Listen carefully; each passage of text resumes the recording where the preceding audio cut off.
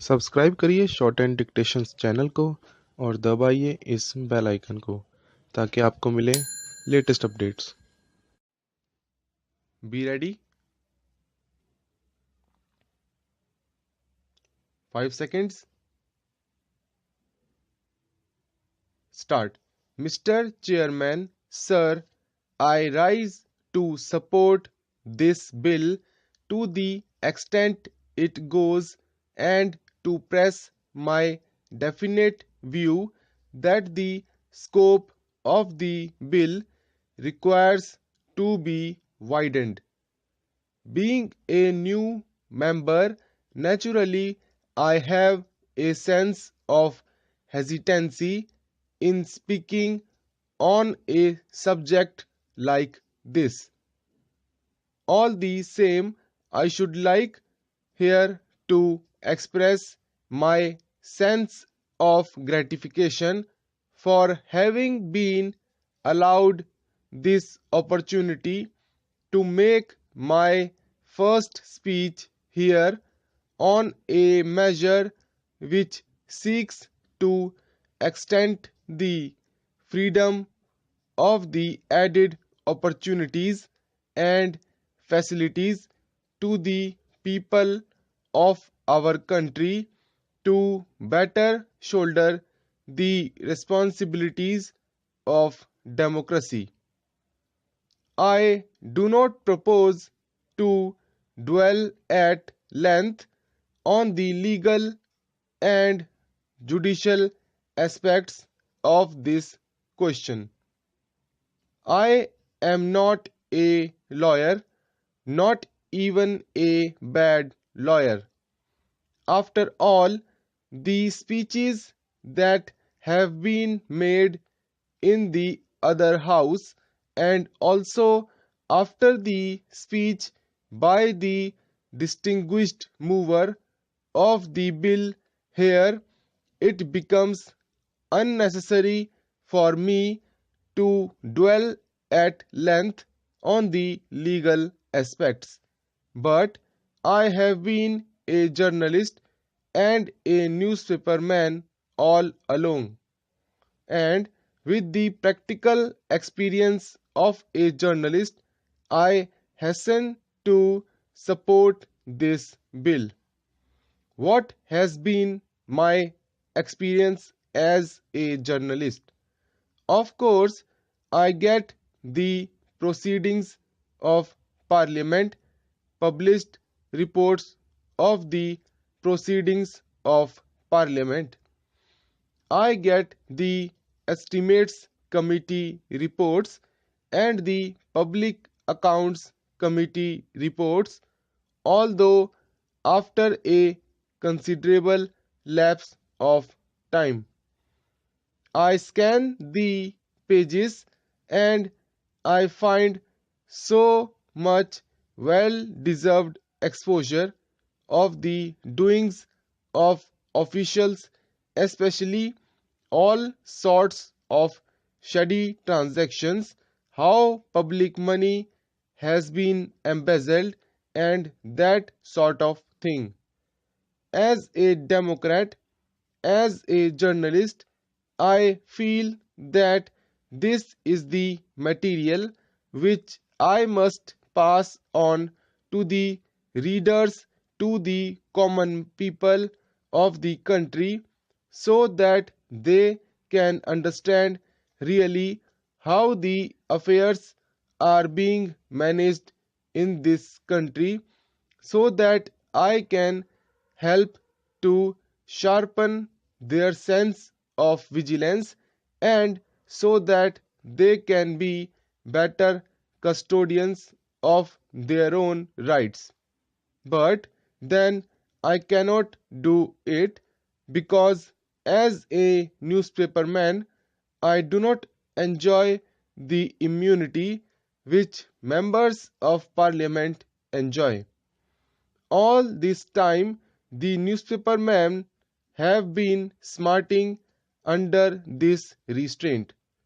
They cannot discharge their responsibilities to the public.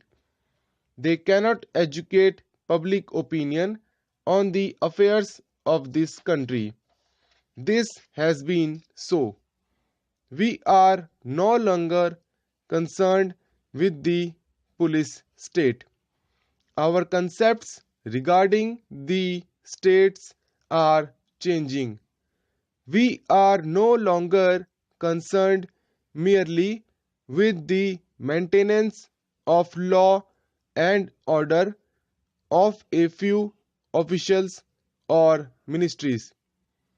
We are thinking of a social welfare state.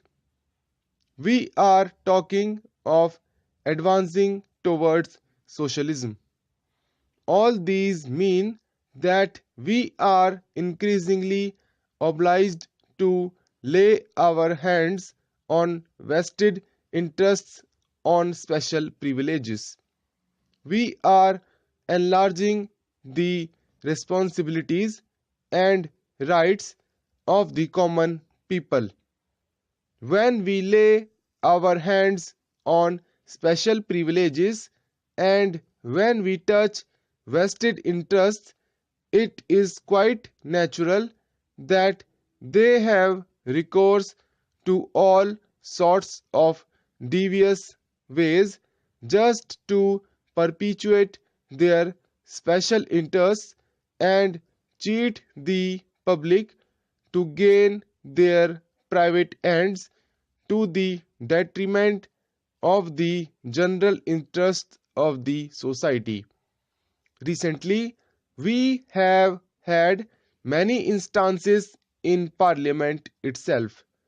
When the Companies Bill came up for consideration, when we had the affairs of the insurance magnates, when efforts were being made to have better control in the public interest of these corporations, institutions, etc., when we were thinking of enlarging the public sector, naturally we found vested interests resorting to all sorts of shady transactions and devious methods. Now, when in Parliament members make such well deserved exposures, it is necessary that all this information must be passed on to the people of the country, to our electors, through the medium of newspapers. If we conceal this information from the public, we will not be playing fair by the electorate. The honourable mover of the bill referred to the outstanding judgment in the Wesson versus Walter case. I think it was in 1880, and ever since that outstanding Chief Justice judgment, the newspapers in the United Kingdom enjoy that right not only in respect of publication of the proceedings of Parliament, but even in respect of borough councils, county councils, etc. And I think in 2012 they got this protection in so far as publication of reports of even the parliaments of Commonwealth countries are concerned.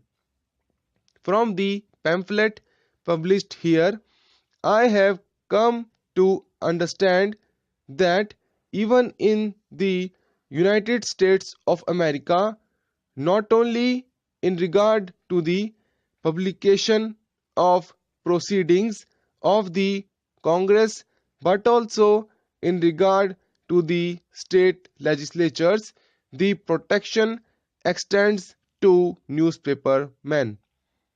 The judgment of Cockburn was in 1860. It is almost 88 years now, and all this time the press in other countries has been enjoying this privilege.